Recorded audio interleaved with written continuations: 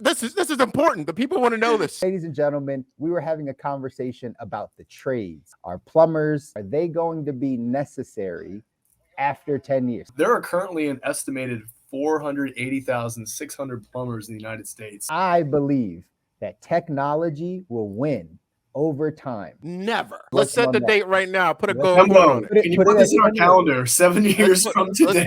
Let's put a gold coin on it. If we're already at a deficit for plumbers or tradesmen, it's going to get even lower for the tradesmen that are needed in 10 years. There's no way that a robot or machine could ever even know what pieces would be required when it opens up a wall. The military gets it first. We get it second. Maybe third, maybe fourth. As long as the legend of Mario lives on, plumbers will be strong.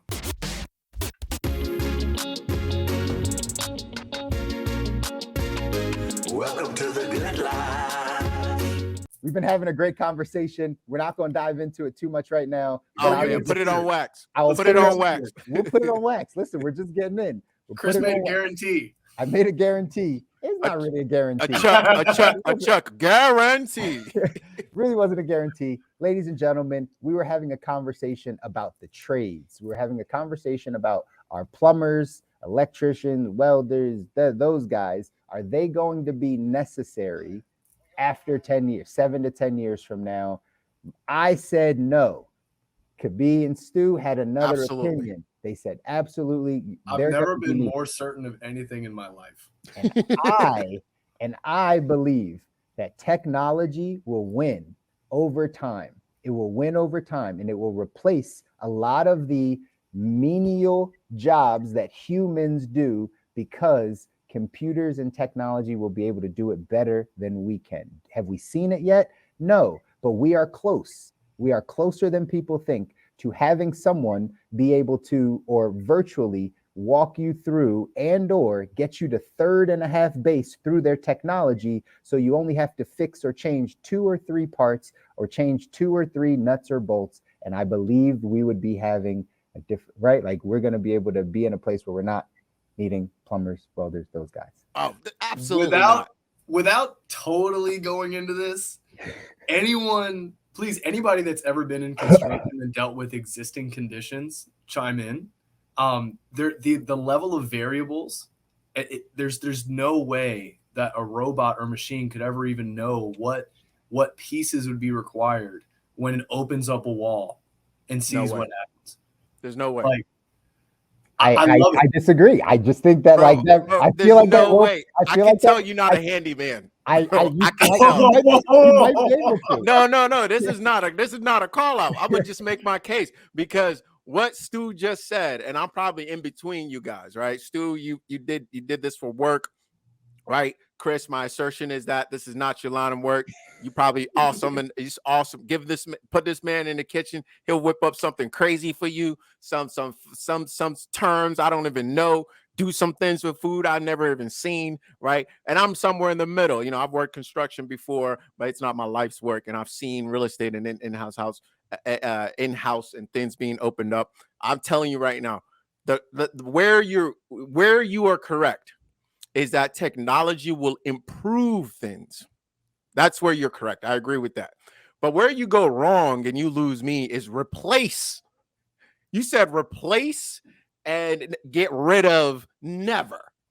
I will push never. Why? I'll give you 2 reasons. One, to what Stu just said, in that one, to get to that level of AI is just there's too many variables. That's number one.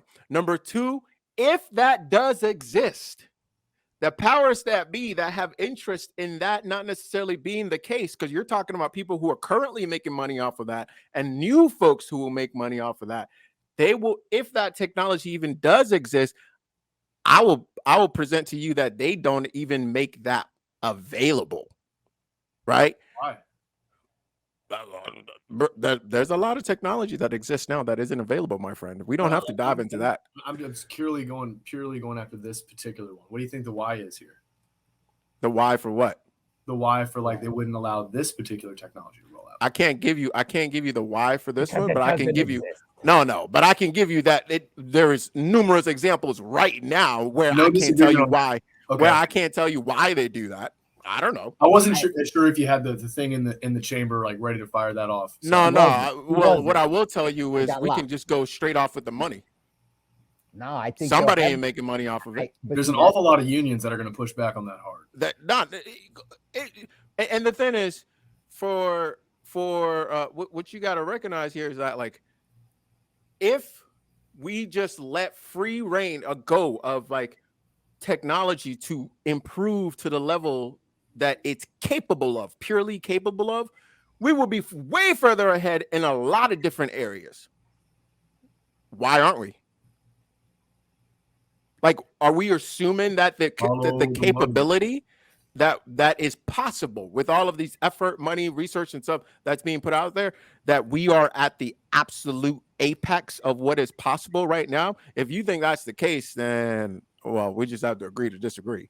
Right? So the military gets it first. We get it second, maybe third, maybe fourth. Right? Internet, as we know it, was not built for us. Right? It was built for the military. Right. You know, and then they were like, "Oh, we're done with this. You can have." All right, or it slipped out somehow, some way. Right? A lot of different foods, for a fact, that we eat in the kitchen wasn't built for us to have on a day-to-day basis. It was built for war and soldiers and to last for an extended period of time. And then it got tossed and be like, oh yeah, we could probably make money off of this if we put it out in the public market. Right? So, but that's what I'm saying. Like, we're not at the absolute forefront of anything if we think that's the case. There's technology out there that we as people don't have access to. So I can't give you the why that exists. But that's why I believe that it does exist, because I'm not saying it does. The variables, man, the variables. But all it takes is one company to come in and want to disrupt the industry.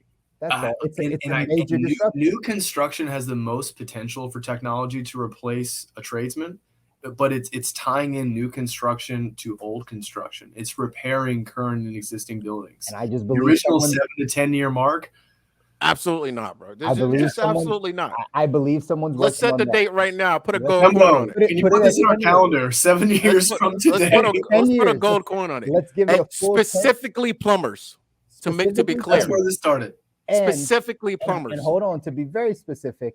Eliminate like there are 0 plumbers in the world? Absolutely not. Nothing is absolute, right? But no, that's what I just said. No. But understand, if we're already at a deficit for plumbers or tradesmen, it's going to get even lower for the tradesmen that are needed in 10 years because of what's happening right now, because of literally not being able to fill the demand for all of the tradesmen that are needed currently. And there are not schools and people really pushing. Look at the under 25s. None of them are really excited about going into trades, even more so than we weren't, right? Like, so from that, the businesses are going to have to figure this thing out. If you can't get labor, what is your next solution? You're not just going to go out of business. I think there's two. I think, as demand increases and supply decreases, you either pay them more, which is what has been happening. It's actually quite impressive how wages have been going up for quite a few people in the industry because of the demand. Or you come up with alternative to that labor. And just like with all of my being, I'm trying to convey that there's too many variables. We're talking about a combination of robotics where, there's going to have to be like all-terrain ones. Like the closest I've seen to this is on highways, where it like pitches certain grades at things, but there's still a driver in the seat. He's just a lot less specialized. That's fine. But that's what I'm saying. Technology gets us to third base or third and a half base. You will always need a human for something, but the amount of humans needed to get the job done will be less and less and less over time, even in the trades. It's not going to be the same. Yes. No, bro, I'm looking 10 years. I'm looking 10 years. Let's lock it in. That broad of a statement, less and less usage or necessity of people over time. I can't disagree with that one. But there's an absolute hard limit. There's a hard limit on trades. There is a hard limit one, and the absolute number of 10 to general increase. Absolutely. Like if we have 100,000 plumbers now, we will have 101 next year, 102 next, 103, 100. It will continue to grow, guaranteed. Because if you look at the last 20 years, that's exactly what has happened. Yeah, I just That's don't exactly agree. what has happened. I understand. I just don't agree because I don't think that's And in what that will span of continue to time, happen. and in that span of time, technology has improved. Would you agree? Of course, but Okay. not in that industry. We haven't. There are industries and segments that have not been attacked. So you think by all of a sudden they're going to technology. hyper focus on plumbing? Quick time check. We're 10 somebody minutes that in. owns. We're 10 minutes in. This is important. The people want to know this. This is important. The people want to know this. But No, this because is important. what you're saying doesn't make sense, bro. Because if you look at the last 20 years, the number has steady. I mean, like without any variation. You can look it up right now. The number has steadily grown over the last 20 plus years, right? And we're not getting less houses. And the house and guys, like honestly, older houses are worth more than newer houses. Like that's just a general fact in real estate. Older houses are worth more than newer houses because the cost of replacement is significantly higher. So if I built this building right here in San Francisco, building a new one is going to cost me so much more. It's just like it doesn't even make sense. So this one that's already here is actually worth more all the time. So the technology that exists here, right, is kind of set. It's kind of stagnant. Like you need to work around that. You can't just come in and like, let's rebuild this whole thing.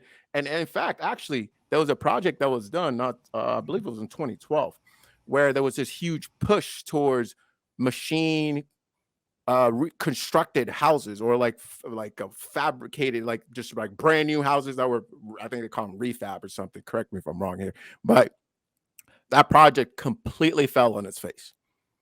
Completely fell on its face. Guess who stopped it? Some of the people that stopped it. Someone in real estate or banks. People who are already making money off of it. Why? We don't need that technology. We good. We good. Right. we I'm doing saying. all right. We're gonna put this on wax, guys, because I hear all the things you're saying. This would be a great topic, though. I'm down to spend some time. I still just have a counter. You know what I mean? I have a counter on that side because I think our world and business and technology changes so much and will change so much that I don't think we've seen any of the technologies that are going to change how we think about these types of jobs, these types of things, right? Like, but either way. Lock this episode down. Hembo, lock this episode down. We need this in 10 years. Episode 73. Yeah, I have so much to say about this. I could go into a detailed breakdown of each and every trade and just how plausible. You know what? I'm doing it. We're gonna side episode with Stu. Exactly. We're gonna have a side episode. We might do a live or something and talk about it. The line of thinking you have, Chris, though, is the same line of thinking that people project that by 2020 we'll have flying cars. No, it's not. Yeah, it is. It is. It's the same line of thinking. I love how twice you've thrown out these statements. You're like, no, it's not a call out. It's not a call out. But it's not, though, because it's the same line of thinking. It's not the same line of thinking. Technology's going so fast. It's going fast, but there's a line of deviation going on here. Yes, and all we're talking about is the replacing of jobs. Like that happens very quickly. That happens very maybe quickly. For flipping burgers. For all types of industries. Put it across. Actually, not even for flipping burgers. They still got a lot of people. They're still burgers. Yeah, and they're still trying to figure out the robot side on flipping burgers. But like in general, like all of the industries, because remember, business is about bottom line. We would love to make it about other things, and people that are good in business, we like to make it about people, right? And growing. But many corporations and many big businesses in industries care about that bottom line. If they go through enough years of not being able to make profit from their bottom line, they will figure out a solution. You already said there's plenty of technology out there. We have no idea what it is. I promise you, the tops of these companies, if they lose enough money over enough years, will figure out how to get away from people. Whether you think it's in 5 years, 7 years, 10 years, 20 years, 25 years. That general statement is not incorrect. That general statement is not incorrect. But then to extrapolate from that and say like there will be no plumbers. But like I said, there's a big gap. But I'm telling you.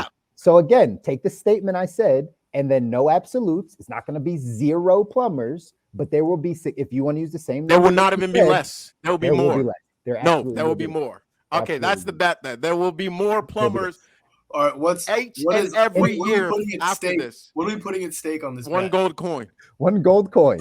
Done and done. Yes, and I think- future value. Nah, not right now. Whatever the value of gold coins is, then that's what I want. Let's do it. Let's do it. And by that I mean an ounce, by the way. And He's not shaking. He's not shaking. I know, right? Come on, we need this. We need this. Oh, it's There shook. we go. It's shook. I It's got shook. mine ready. We're in. I got We're mine in. ready. I'm ready to go. We're in. 10 years, 2032, June of Every single 2033. year from this point until then, there will be an increase every single year of plumbers. Every single year. Okay. So I'm gonna get that gold coin in 2032. No, you're not, bro. We're gonna, No, you're not. We're gonna No take way. a look at No where way. things are at. That's okay. It's okay. Listen. Now that we're here, I need to look up the number of plumbers. We need to Oh see yeah, what- that's probably smart. By the way, for those of you we that are talking joining us, US? We talking worldwide? U.S. to be safe. yeah, let's go US. Yeah, That's all. U.S. Because Global, you don't know. Maybe Yeah, people don't value toilets as much. that's what I was gonna say. Like, there might be no plumbers in some countries. Like, Oh, baby. All right. Do you guys want me? yes, we do. All right. With that There are- reaction, Yes, there are we do. currently, now this is from the very esteemed careerexplorer.com, totally legitimate resource I'm pulling up here. There are currently an estimated 480,600 plumbers in the United States. The plumber job market is expected to grow by 15.6% between 2016 and 2026. So that's from now to 2026, assuming that this was correct in 2016. Then that means that we're still going to experience roughly. Can you get an actual number? Because if that is from 2016, it's saying it's 400 and something thousand. That was 8 years ago. Be very curious to see what it is in 2022. What that would be. I feel very. That was good about 6 my years shit. ago. Well, that was Oh, 6 whatever. years ago. Six years. We're 8 talking years. numbers. I don't get paid. I don't get paid to do math. Listen, I don't get paid to do math. I just get paid to talk about it. That's all.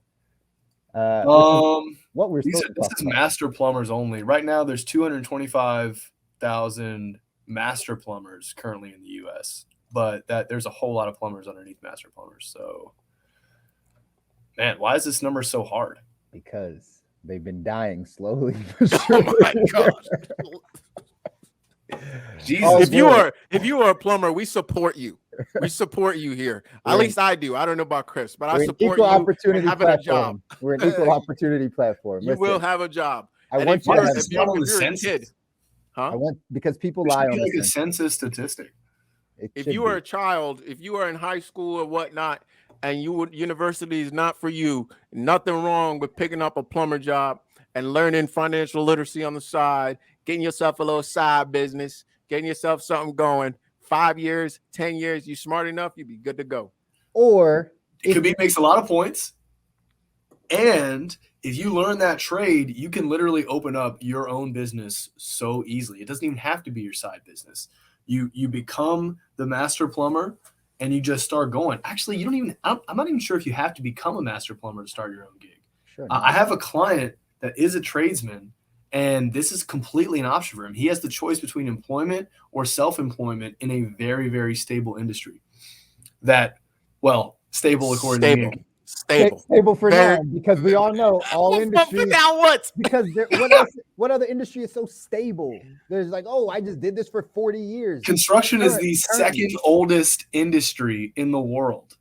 It's been around the block. I understand it's still But not I- stable. Unintended, given the first oldest industry in the world. Yeah, I can say with strong conviction that plumbing is very stable. Very, right very now, stable. Right No, now, no. and for the past 20 years, probably. But I'm telling you, What? 20 years? I'm Whatever. talking like Romans. 100, 200, The Roman era. but they weren't called plumbers. Back They then. were- They didn't even have. Oh, right? sorry. So they were called That was Mario. They were 2001, called right? Mario. Super Mario. That's what they were called. Whatever they were called, regardless of it, As long as the legend of Mario lives on, plumbers will be strong. and he Bro, will. There's this is not a this is That's a like bar. plumber Hello. Let's is like put that all over the my number answer. one of all these jobs here, bro. I'm telling you, dog. Listen, gold I'm coin. telling you. Gold coin 10 years. I'm down. The bet is on the table.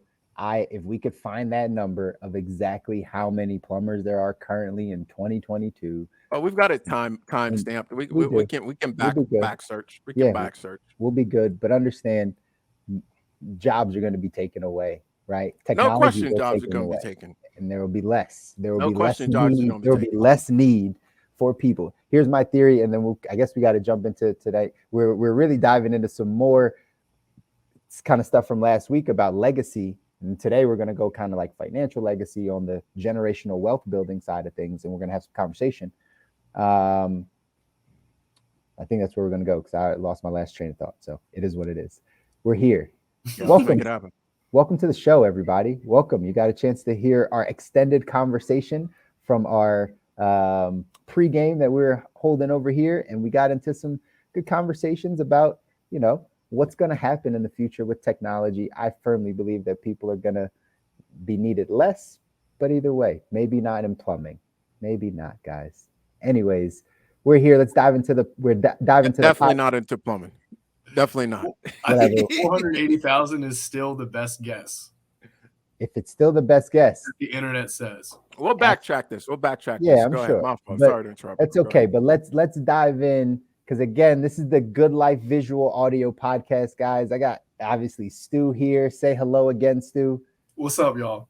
Guys, Kobi is here arguing with me already, but say what's up, Kobi. What up, Doe? Shout out plumbers.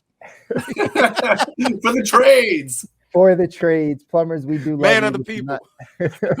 We have just made Chris public plumber enemy number one. Totally. I'm gonna get so much. I'm gonna get This so man much hates plumber. toilets. I'm gonna get so much plumber and trade hate in my social. It's all good though.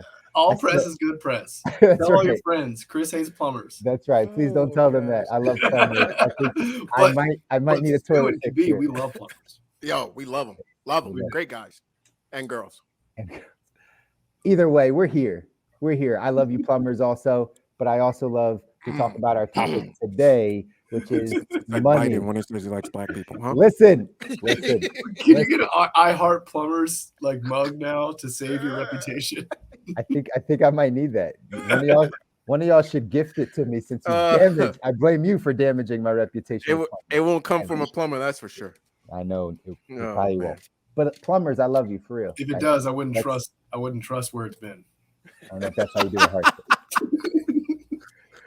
Not the stuff we want to think about. What do we want to think about? We want to have a conversation today about generational wealth. It's going to be a shorter conversation, but it's going to be impactful. We're going to dive in coming off of the back of what we talked about last week on our episode. We talked about, because it was Father's Day, talked about what does it mean to have a legacy, to pass down the legacy, right? To the legacy conversation. And from a financial standpoint, generational wealth, building generationally is a form of legacy, right? It's a form of legacy. It's a form of something people get behind. So that's what we're going to touch on today. Before we dive in, as always, though, let's do a little roundtable of client stories or client takeaways from this week. Again, for the audience, if you're just tuning in for the first time here on The Good Life, we have Kobi, who's a health coach. We have Stu, who's a mindset and executive coach, lifestyle engineer. And then we have myself, who's on the wealth building financial side of things. So we, outside of this show, individually, what is that? Oh my gosh.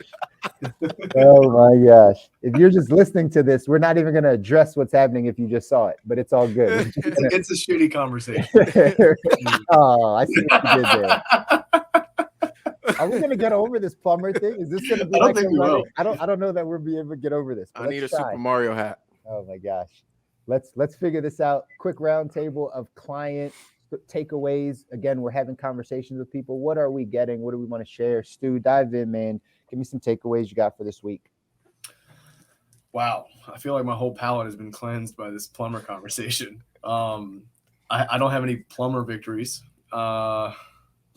Does anyone have one queued up? Because I got you, bro. I got you. So right, let me off the hook. Thank you, sir. Yeah, not a problem. So for one thing I've been kind of having conversations with folks on is really shifting from thinking about health as a short-term thing to do to get somewhere, right? So, I need to lose 10 pounds. My doctor tells me I need to do this, or I gotta do this to get this. And shifting that mindset to a lifestyle based approach where the language then shifts from, this is just what I do, right? It's part of my routine to do this, right? I get to take care of myself. In my family, we care about our health. In my community, we care about this. Part of my lifestyle is to do this. It's just something that becomes part of the fabric of what it is that you do, or what it is that you're all about. So, I'll say this, like a fish doesn't know, a fish doesn't talk about swimming, right? Because they just a fish doesn't talk about swimming because they're in water. It's what's the difference, right? It is part of the fabric. And I think that shift will change a lot of things for a lot of people. And one way, there are a number of ways of accessing that. One way of accessing that is to do a deep dive into what is pulling and pushing you when you're taking on these activities. So if you find yourself every time you got to go work out, you're like, well, I just need to do this, or I got to check this off the list, or, I don't want to do this, but I got to do. If you're always in that conversation, it's a disempowering conversation, right? If you can switch that conversation around and, man, this is just part of, it's not a resistance every single time you're up to it. It makes a huge difference in the pursuing the lifestyle. So, that is a conversation I've been having with a number of different people this week. A conversation I realized that if we can really take on, will make a big difference. Because the overarching conversation around health in the U.S., I can speak to the U.S. specifically, is this kind of like a must do, have to do, like part of the checklist. Like that in and of itself adds stress, man. For sure. And that kind of defeats the purpose. Right? It's something we get to do. We get to enjoy. All right. So let's take that on. Try that on for size. If it fits you, keep it on. If it doesn't, go ahead and toss it out. I love it. I love it. Somebody's gonna definitely take. Go ahead. I'm sorry, Chris. No, I was just saying somebody's definitely gonna be able to take that and wear that, man. It's obviously it resonates, I'm sure, with a lot of people, because that self-defeating talk is big for people of what should be done, right? We just had that conversation of our shoulds. So I'm so glad you just addressed it as self-defeating talk, because I think a lot of people may feel, I think some people would identify with the self-defeating nature of that, and others may think that is how they're supposed to hype themselves up to get the thing done, when in reality you're actually cutting yourself off at the legs, because you're making it feel like it's something you need and should do, when in reality this is something you want and can do. Right. So I think it's a beautiful reframe, dude. Right. Real quick, right there. I think there's a difference between being on your last set of your hard workout and you got to like push yourself to go ahead and finish strong because you've hit your limit. But if you're just about starting and every single time right before you start, you're literally hitting your limit, that's a tough thing to sustain. So I think that there's a big reframe. It doesn't mean that, everything is going to be all joyful all the time. It could get there, but everything joyful all the time. But it means if you're literally, before you even start, you're like hitting your head against the wall to get going, chugging, two things of C4 hype drink, go ahead and listen to all this Jack Kobi music, right? And get them just to do one set. Oh, that's tough. That's putting yourself in a pretty high stress just to get that happen. So yeah, man, I clarify that because I appreciate that reframe you just did, bro. I got two, so I'm just gonna go with one unless I get really excited and I can't stop myself. The first one is I've recently been looking at everything I do for self-care. I've stopped thinking of it in terms of just routine. Not everything I do for self-care has to be a part of my routine. I've been walking my clients through this shift I've been going through for them to try on for size, just like Kobi put it out there. Try this on for size. Check this out. There are some things that you may experience as you're learning what works for you for self-care that you want to be a part of your routine, and other things that you just want to save to self-soothe as needed versus routine. So for me personally, I've been finding that getting outside, because I work inside in a remote capacity, and exercising, some things that I took for granted that I would do because I was always climbing around the job site outside, those things to me have to become routine. But there are other things that I found, like meditation and journaling, that I don't need to do routine. Actually doing them every day makes me hate them. I don't want to do them every day. It's not fun. It takes the joy out of it, which diminishes the return. So I would say for everybody out there that's trying to figure out, like, what is the perfect routine for me? You don't have to include the laundry list of things that every single person says. Just trial and error some stuff. Figure out what you need to be doing every day as your anchoring routine. I don't know why there's so many noises. Now I got a cicada outside my window again. Figure out what needs to be done every day, and then figure out what needs to self-soothe. Don't let anybody on the internet force you to do one way or the other. Just try things out. But don't force yourself to just do things day after day, because the things you love will become the things that you hate. And all of a sudden you don't do them at all. You can't even look at them twice. So just figure out the pattern that works for you. And I'll stop there, because for whatever reason, my whole apartment's making noise right now. Because you're talking good stuff, man. I'm hyping up these cicadas. Yeah, even the cicadas are giving you some love. But they don't pay me, man. It's fucking bullshit. Maybe you could work on that, Stu. That's my new niche. Send all the cicadas my way, please. The cicada niche. No, but solid stuff.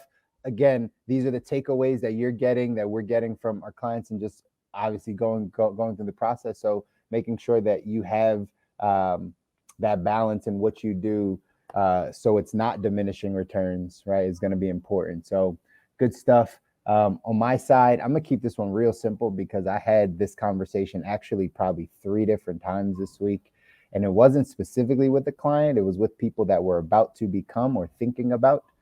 And I just want to stress this to everyone that's listening, everyone on LinkedIn, everybody on the podcast right now that's listening. You need a coach. Okay?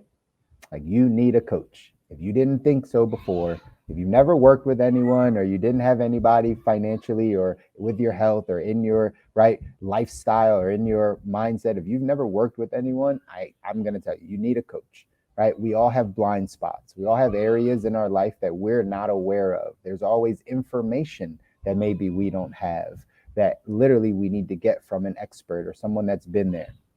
I've had conversations with a couple people this week where I'm literally having conversations talking about what we do or how we could helping them put a financial plan in place. Literally, they came because they had a financial question or some financial thing going on in their life. But then when we start diving in, they make it sound like everything's okay, right? Like, everything's good. Like, I'm like, but we're here for a reason, right? And I know you've been used to doing things yourself. I know you've been used to doing everything and kind of taking it on yourself and learning it from the internet or asking a friend or a coworker. I know that's how normally we've done it, but you got to get a coach, and you got to get into the space where that person's an expert and can help you down the path. So that is the message. Super simple. You need a coach. I'm a financial coach. Like, you got to do it from in a financial space. Like, no one teaches us money. If they do, it's our parents, it's our peers. Potentially it's the internet. If you happen to get around some really good or smart, financially savvy people, they might drop some things on you. But in general, we got to kind of learn this thing ourselves unless we get around people. That's why you need a coach, because some of the things you've learned might not be helping you get to where you got to go. They always would say in golf, right? A lot of times you need to get a golf coach or somebody to coach you in golf for your swing at the beginning, before you go out on the range, before you go out and play an 18-hole course, because if you start playing and trying to learn, it's harder to then correct your bad habits that you've already created than if you just started clean with a coach. They'll tell you exactly how to swing the club. It's the same thing with our money, with our health, with our life, right? With our mindset. It's really a matter of working with a coach, a lot of times we've already had this information. It's already been programmed. So now there is some unlearning and relearning we have to do. And that's why you need a coach. So that's my client takeaway this week. Well, second that for sure. I think yeah, we'll second that for sure. Yeah, you definitely do.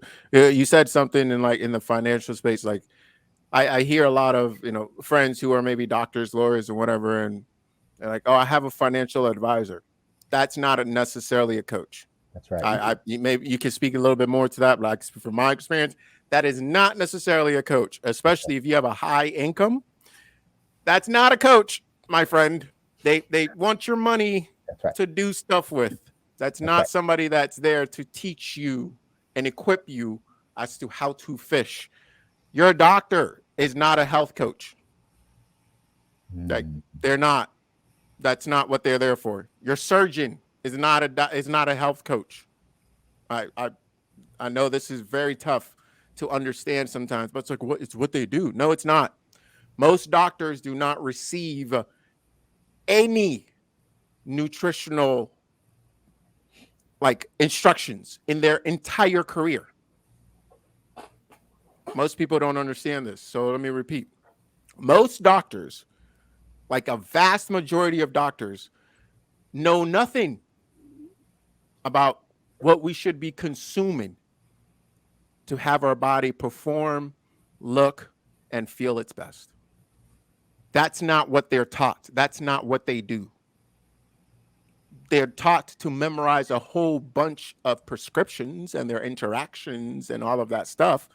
They may go a surgeon may go their entire career without taking a single course on nutrition at all. That's why you go to doctor's offices and you see people being advised to gouge down on McDonald's or to go out and go do. It's like, wait, what? Where even your common sense tells you that, oh, I don't know if that's the thing to do. They're not. And I see something very similar, right? I'll speak to my experience with therapists. Right? I'm so glad. Please. I'll speak with my experience with therapists. They're not necessarily a coach. There's a difference. They may sit there and listen to you. It's a big difference between being sitting there and somebody listening to you and then saying, great, so see you next week. Right. Or, oh, awesome. So my experience was they listened to me for 15 minutes, maybe, and then prescribed me something. Ew. That was my experience. 15 minutes? Bro, 15 minutes. Can I ask how old you were for this? No, you cannot. You always do this. But I'm sorry, man. I'm sorry. You don't have to say no. It's cool. I really don't mind. I know. I'm interested. I appreciate you. I hate follow-up questions. but this speaks to what we all do here. We are filling a gap in the industry, whether it's your mind, your wallet, or your body. There's a gap in the industry. There's a gap. And we've been taught if you're having mind issues, go see a therapist. I'm not saying don't. I'm just saying don't assume they can solve all your problems. If you're having any sort of ailment, go see a doctor. What doctor? Which one? Right? If you don't know what to do with your money, go get a financial advisor from JP Morgan. That might be one of the worst things you do. Right. So I just, I took a lot of time here, but it's so critical, bro. I appreciate you really saying that, man, because we don't say it enough. There's a giant gap, guys. There's a huge gap. Mm-hmm. Right. And medically, I can go even further, but no need to do that right now. You need a coach. People who are coach walk you through things. You're a player on the field. They give you information. They have a survey of everything going on. They look at your situation. They see where you want to go. You want to win the championship. They say, okay, this is what you're doing. Do this, and this differently. Try that. Come back. Let's see if it works. Blah, blah, blah, and go back. It's very different. Coaching is very, very different. So if you're hearing this somewhere, I would actually love somebody to comment on this. This might be the big thing for today. Do you see any of these gaps? what is your experience? Do you have any stories around any one of these gaps? Right? Do you have any stories around that you can I know so many folks, for example, that come to me, it's like, oh, I saw this doctor and they told me X, Y, and Z and it didn't work. Da, da, da. Guys, we have second, third, and fourth opinions for a reason. Because even within their particular field, just because you're a doctor doesn't mean you're a good doctor. All right. All right. He's got to mute himself. Because Actually, he just got muted by the overlords. Right, exactly. That was the one. I'm gonna do something crazy, and I'm gonna submit my hand to not just second but third this notion that you need a coach. Because guess what? Like, there's not a single thing that you have learned how to do in life that you have not received some type of insight or suggestion or learning by example from another human being. No chance. Nothing. I would love for somebody to try and tell me what this is. Like, it's so invaluable to have somebody come into your space. You know, for me, from like the life coaching perspective, my job is to understand your perspective and your view on reality. It's also to look at me and what I've seen from my other clients, from my research, from life in general. And I kind of figure out, like, where do you see reality? What's different from what a lot of other people see? Like, what could you be overlooking? Like, what are some things that you might have a blind spot around? Like, our job here is to teach you. If we were all consultants, we would just straight up tell you what to do and give you a list and we'd walk away. But it's the suggestions that you take on, you take the ownership of, you go out there into your world, you do the trial and error. So it's the sessions with the perspectives and the education, and then it's the trial and error, and it's the coming back, and through that you become smarter. Yes, I just said that. My job is to make people smarter in whatever you're dealing with. I want you to be able to be more intelligent, and I can't make you be more intelligent by me just telling you what to do all the time. That's a consultant. That's not me. That's boring. It's straight up boring for me. So I'm really glad you guys are bringing this up. And specifically when it comes to the therapist piece, there are good therapists out there. There are bad ones. I've heard both from my clients. There are good coaches out there. There are bad ones. Good doctors is everything. You know, we are not immune to this as an industry of coaches. Like, we do have some rotten eggs, of course. You've probably heard about them. And they want to cast us as all these terrible people. Guess what? My thing about therapists between coaches, like the difference is the therapist, yes, they're there for a sounding board. They're excellent at creating sounding boards if they are an excellent therapist. Sometimes they cast judgment. Sometimes they advise you. Interestingly enough, they're actually stepping out of their roles, but they may be very good if they're good at doing that. But the problem is, are they informing you that this is not always going to be the right answer? They're giving a best guess. You know, as coaches, we try and introduce this stuff to you as like, hey, here are all the options. Like, here would be my recommendations. And if I see you doing the same thing and you're ignoring the recommendation, I might lean a little heavily into the recommendation just so you go out there and try it. So you come back with your own lessons learned. So I'm glad you brought that up, Chris. And Kobi, I want to echo that sentiment of, we don't bring this up enough. We really try not to push like coaches. But at the end of the day, like, when I look back at the things I've gotten a lot better at, I couldn't have done it without anybody else. That's right. And most of my clients are thrilled when they get to that light bulb moment of, why the fuck have I been doing this on my own for all this time? Been wasting my time. That's right. And it's so funny. And again, it looks like we're just going to double click on this last part here, because you're right, Stu. We don't dive in enough. We don't dive in enough to tell you how important it is that you have a coach, right? This isn't necessarily something that people are the most comfortable with or starting that process, right? Like, how do you find a coach? The reason why we jump on and do this is so we make ourselves accessible to you guys. So, you know, hey, if I am struggling in my health or I have questions in my health, you know, you can go to Kobi. If you do need help in your mindset, in your relationships, and how you're thinking about life and designing it, you can go to Stu. If you need help in your money and you are open enough to ask someone, because that's the key, you know that I'm here. You can reach out. We're giving. And he's great. I literally work with him, so I recommend it. I appreciate it. I appreciate it, Stu. And again, a lot of times we don't go about knowing that other people are even working with someone financially, or other people are working with a coach. Sometimes we're not, our clients or the people we work with don't talk to other people about it either. So that's why we have to bring it out to you to let you know, like, this is incredibly important. You've got to make sure if there's a place you want to get to in life, if you want to design your life to get to a place, you are going to need guidance. You are going to need guidance. Just like Kobi said, you're playing a game. You're playing, either it's the health game, the money game, the mind game, the relationship game, the spiritual game. You're playing a game, and you got to understand that you're going to need people to help you along that path. It's not just you. It's not just you. There are people that are further ahead that can help you guide, that can help guide you down that path. And you have to be open enough to reach out and say, hey, I might need a little help in this area. Hey, this is something that I've been dealing with. I just need another perspective on it. And to be honest, I just speak for me and the people I work with. A lot of times I'm working with people for like 4 or 5 sessions, and they got it because I'm planning. Like, most times they understand it. Once you get a little information and a little guidance, they're good. Then we're meeting every quarter, every other month, right? Twice a year. But at the end of the day, you need somebody to say, hey, you were going this direction. Let's just straighten it up a little bit. And let's think about these things. And let's go that direction. And if you do it, trust me, you're going to get better results. So that's why we highly, highly encourage all of you that are listening and everyone that follows the show and listens to the show to take us up on our offers, right? Take us up on, like, knowing that we can help you, or any coach, right? We're advocating for us. Obviously, we know our skills, right? But there's plenty of coaches. Just like Stu said, there's some good, there's some bad.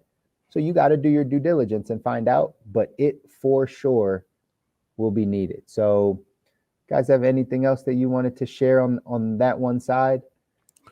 And I'll say we're open to questions, open to questions. That's the one thing. You don't need to pay a ton of money to sit down with any one of us to ask questions and to inquire about how we can potentially be helpful to you. And I can speak for myself, but I'll bet a gold coin that these two would agree that if we can't help you, we'll let you know can't help you and refer you to somebody that can. That's right. That's right. And if you're a plumber, come to me and Kobi. Shut it.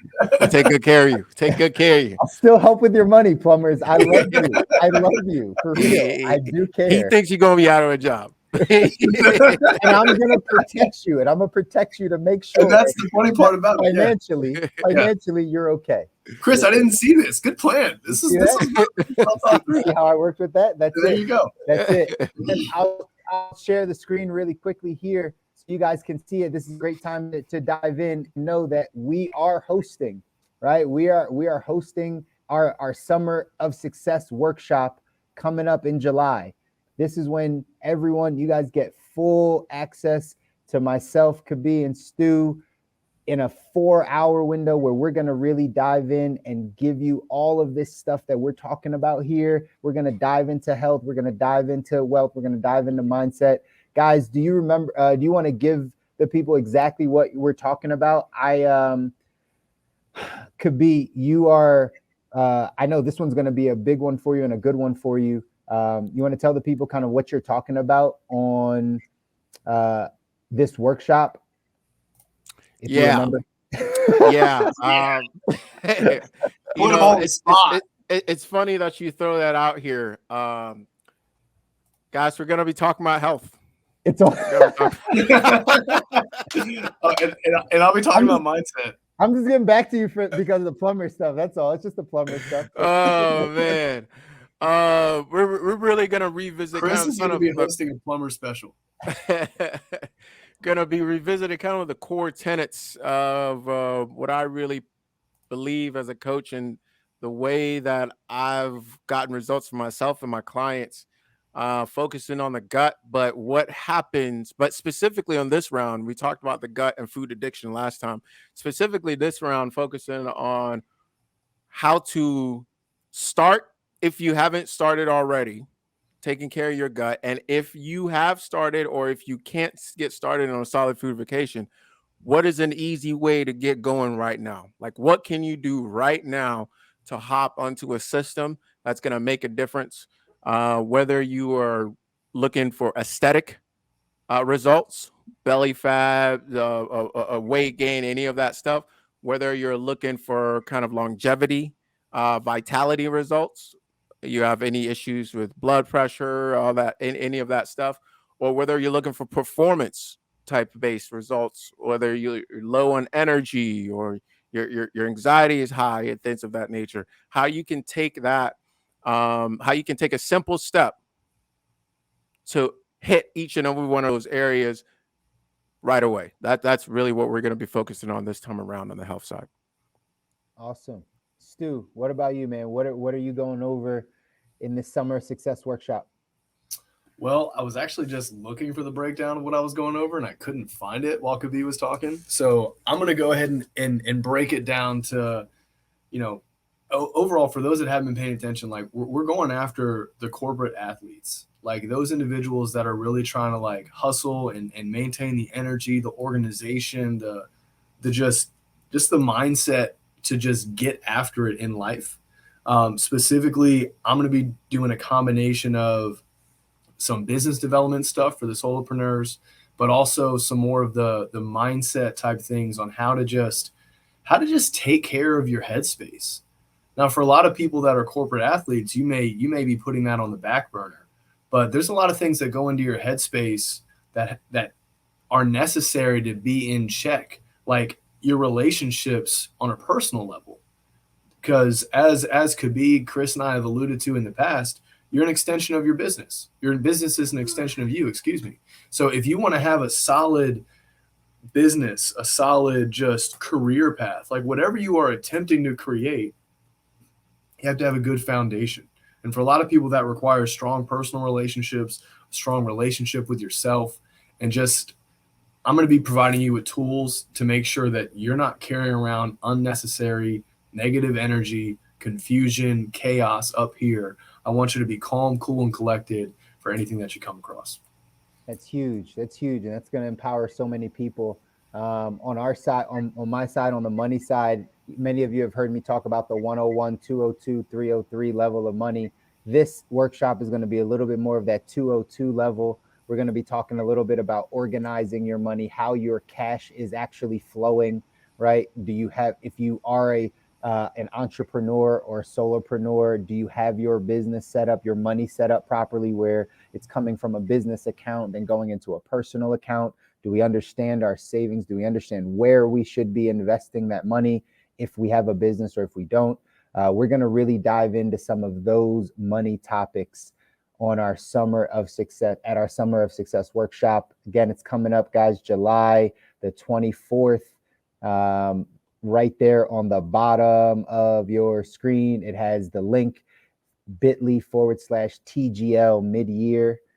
Sign up for the event. It's a free event. If you sign up, I believe before the end of June, we're entering you into a raffle.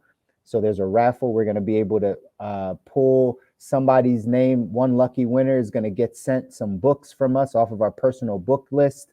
And again, to continue to allow you to push yourself towards designing the life that you want, these books are going to be great resources for you. So again, sign up for our mid-year event. This was just a good time to let you know that we are hosting this and we're doing this for free for you to get value. Invite people that you know that are those corporate athletes, those entrepreneurs, those people that are striving to get better in their work, in their life, with their family, in their health, and in their mindset.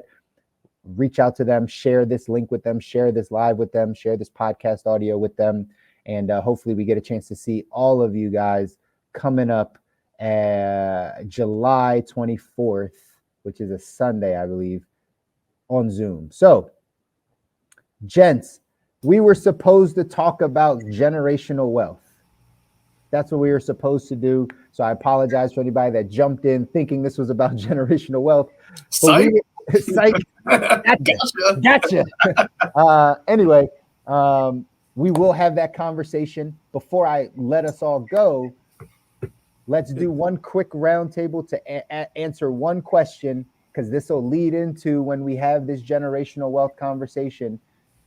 In a minute, guys, in 1 minute, tell me what's more important to you, cash flow or net worth? In 1 minute, Give me your idea. What's more important to you? Is it your cash flow or your net worth? All right. I'll go ahead and get us started here. I know we didn't talk about generational wealth, but if you want to have wealth for an extended period of time, generation after generation, it is critical that you have a plumber in your family. Oh man, that's I thought I was gonna get away without any more plumbers. I thought, but I left it I'm open, done. obviously. I'm done. Cash flow all day. Cash flow all day. Do you want a why, or are we good with that? Maybe we revisit the why on the next time, the next episode. So we'll mark this that Kobi's answer is cash flow. All day. Stu, what's yours? Cash flow. And as any good professional knows, especially plumbers, like you got to have a good flow going in and out. And if you're talking about money, Chris is your money plumber. All right, guys. Clearly, I'm not going to get away from this plumbing thing tonight. Plumbers, I apologize. Listen, if I've hurt your feelings or given you any doubts about your life choices, I honestly apologize. I'm just telling you that you might want to think about something different in the next 10 years. But anyway, that being said, my answer, net worth. Oh. Right. From a financial guy, understand that generational transformation happens with net worth, not with cash flow. Right. So if that's the goal, you got to start having that conversation. But that's what we're going to have on another time we jump back on, because I think it's important to have. And we talked too much about plumbers today, even though I love you, plumbers, I love you for real. So we talked a lot about you today. Now, Professor, mechanics, we got you next. Welders, electrician, mechanics are coming up next. No, who's taking us out, guys? To be your Stu, take us out, man. We're at the end. I'll take us out. Cool. All right, so that's it for us today. No more plumber talk. Tune in next week for the rest of the trades. If you guys like what you heard, subscribe, smash that like button. Tune in next Monday for another good one. Perhaps a little bit more on topic, but maybe not as fun. Who knows? You got to tune in and find out.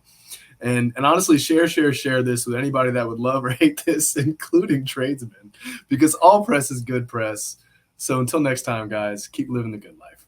Don't share this with a plumber. Don't. Do it. How about the plumber? See you guys. Welcome to the good life. Plumbers, I love you.